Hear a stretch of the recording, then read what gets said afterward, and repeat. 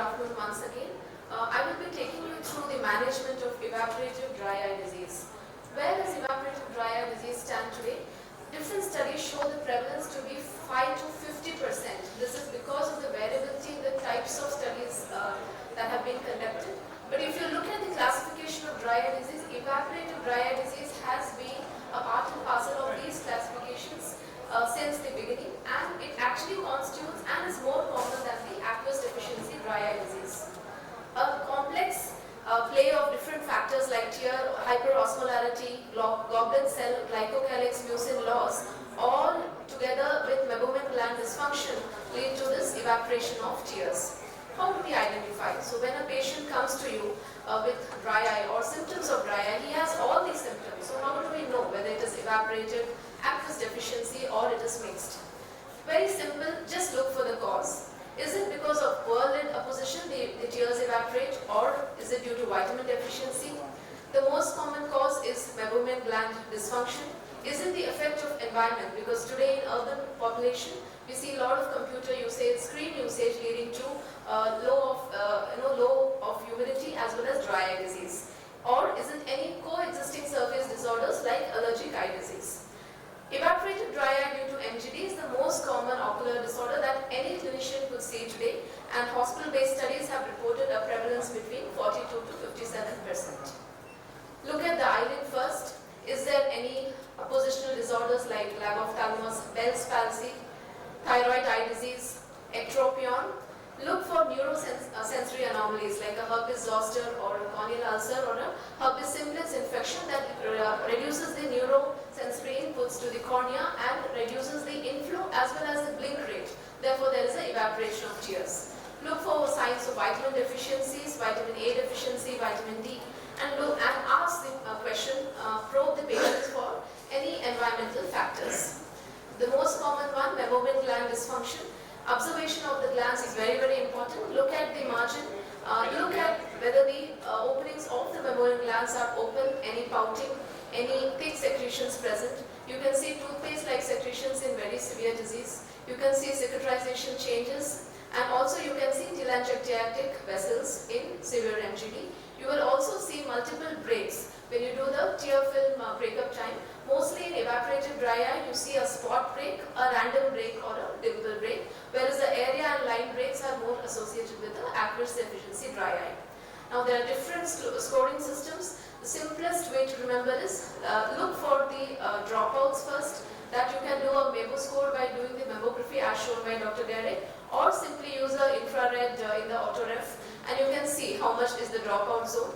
Look at quality of the meibum as well as expressibility. So if you just press, you can see whether you're having thick secretions or whether you're having a cloudy, insipid toothpaste-like secretions. That's how the grading is done.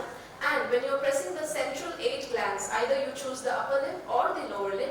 If all your glands are expressible, it would be a grade 0, whereas no gland expression would be grade 3, and 1 and 2 would be in between these two.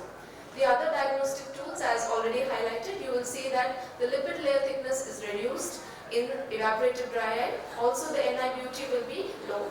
And of course, in the mammography, you will see a lot of gland blockage. Coming to the management, I look at lifestyle modification to be almost as important as rectification of primary pathology, because we see so many cases of dry eye which do not have any signs, but the patient is very, very symptomatic. In such cases, it's very important, and that's when your questionnaires come to role, because the patient may not be able to tell everything to you in the time that he's spending with you. So if you give him a questionnaire and he's waiting and answering these questions, you may be able to suggest him lifestyle modification to reduce his dry eye symptoms. Now, medical therapy is the mainstay of management for any kind of dry eye, the others being procedural therapies and surgical therapies that will be discussed subsequently. Ocular lubricants are sterile hypotonic or isotonic buffered solutions, and there are different types. Now, the consideration in creating a tear substitute and which tear substitute to give to the patient will depend on all these factors, like the efficacy, its stability, how much the patient can tolerate it, is there any toxicity, what is the residence time, and what are the preservatives used.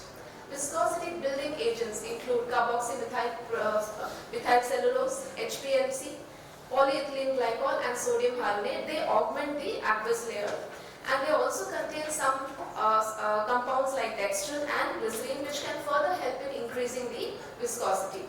and these are available in different concentrations in the market. Osmoprotective agents like trehalose and erythritol reduce the concentration of intracellular organic salts, thus reducing the hyperosmolar stress. So these are also very useful. Of late in India, after the introduction of lipid-based eye drops containing amphiphilic lipids and surfactants that fortify lipid layer, they have a more sustained effect in MGD. But one thing I've seen is these drops are a little thick, and sometimes the patient may initially complain that they stay in the eye for a longer time and cause blurring of vision. It is not a bad idea to give this to the patient at the end of the day before he sleeps. Of course, a lot of other drugs are required apart from your lubricants, depending on the inflammation as well as the lid abnormality. Steroids, usually loteprednol or fluoromethanol for mild inflammation, and prednisolone acetate for more severe inflammation when there is a ocular surface disease along with your evaporative dry eye is definitely required, especially if there is a blepharitis or follicular conjunctivitis or marginal keratitis. Antibiotics, which also have an anti-inflammatory effect, are very useful in meibomian gland dysfunction. These drugs, they kill the staphylococcal bacteria which get inside the meibomian glands and thus reduce the proliferation as well as the inflammation. Most popular is doxycycline. You can also use azithromycin. Doxycycline is typically used for very severe cases twice a day for 2 weeks, followed by you can give it once a day for another 4 weeks. It is around 100 mg. Azithromycin, a short 7-day course is enough. Ointment could be tetracycline and chloramphenicol. There is your role of immunomodulators like cyclosporin A and tacrolimus, and these supplements are today almost given for all cases along with your topical therapy. They include omega-3 fatty acids, vitamin A, vitamin D, whose deficiency is implicated in dry eye disease, curcumin extracts and macroberry extracts. So what is the traditional therapy if you are only looking at a meibomian gland dysfunction? The traditional treatment which we had always told our patients is to do a warm compress. What is the significance of this warm compress? When heat is applied on the meibomian gland, it sort of liquefies the secretions, and then by giving pressure you are sort of expressing your secretions out. But today we have newer treatment options which include intensive pulse light therapy, low level light therapy, and thermal pulsation therapies which can offer greater advantage than just your warm compresses.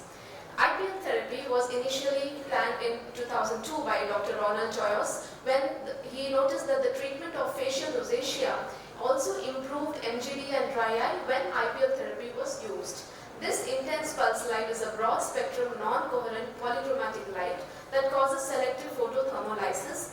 It mainly acts on melanin and hemoglobin. The absorption of yellow light by oxyhemoglobin converts this light into heat energy. So we need to understand that it is finally heat that is sorting out the problem. The effects of IPL, apart from warming and meibomian expression, it causes selective ablation, coagulation, reduces telangiectasia and reduces bacterial growth. Different devices are available today, the popular ones being the iLight device, which also gives something called low-level light therapy. This is another form of photobiomodulation. Application of light-emitting diodes of specific wavelengths cause photoactivation, which results in repair of damaged cells, and they have potential contributing effects including for Demodex infestation. If we look at thermal pulsation therapy, it includes a device known as LipiFlow. Restoration of MGD can be done with this novel thermodynamic device. The melting points of these meibomian secretions are between 32 and 45 degrees. So when we give this for around 12 minutes, it effectively softens and liquefies the material. This is how the device looks like, and it is once it is placed on the eye, it gives compresses to the eyelids, thus removing all the blocked meibomian glands. Several studies have looked at the utility of IPL therapy for MGD, and looking at the literature, the IPL is noted to increase or improve the OSDI score, the tear film breakup time, the lipid layer thickness, more than the other parameters. Looking at the in-house studies that was published from our hospital, this was a randomized controlled study evaluating the effects of IPL therapy using the iLight device. Now it included the MGD, which was of a grade 2 and higher, and it was a prospective study that was randomized and double-blinded, where a total of 100 subjects were included. 50 subjects were into the study and 50 were control group. This therapy was given on day 1, day 15 and day 30. And the conclusion of the study was that the cumulative effect of the treatment actually improved over time. So as you can see, there was a significant improvement in the OSDI as well as the TBUT scores, which gradually improves after the second and the third session of your IPL therapy, although Sherman's test was not significantly altered. Also looking at the molecular factors, both the clinical and molecular outcomes were known to be good in this study, where 3 months after treatment, not only the clinical parameters, but also there was a significant reduction in the tear fluid levels of interleukins, MMP and the ocular surface B cell proportions. This would be further elaborated in the subsequent talks. IPL therapy can also be used for allergic conjunctivitis, blepharitis, Sjogren's syndrome, and I found it very useful in anti-glaucoma drug-related ocular surface disorder. We also recently looked at outcomes of IPL therapy using a EI platform, which this machine does not have a low-level light therapy, but it gives only your IPL sessions. Now this study was conducted for a 1-year period, and the patient received 3 sessions, that is on day 1, day 15 as well as day 45. And 46 patients were included who underwent 110 sessions of this therapy. And MGD alone was present in about 49%, and 61% actually had MGD with some other disorder. So the drugs given mainly in this study maximum was sodium hyaluronate, followed by immunomodulators and antibiotics. And looking at the results, we saw that the mean tear film breakup time and the Sherman's values both improved pre and post therapy, and there was symptomatic improvement seen in 72% of patients. So to conclude, this is how I would approach an MGD patient in my clinic. I would just think whether it's a mild or a severe case. In mild cases, start with your warm compresses, start with the antibiotic ointment for a couple of weeks, and definitely the lubricant of your choice, and also depending on the severity.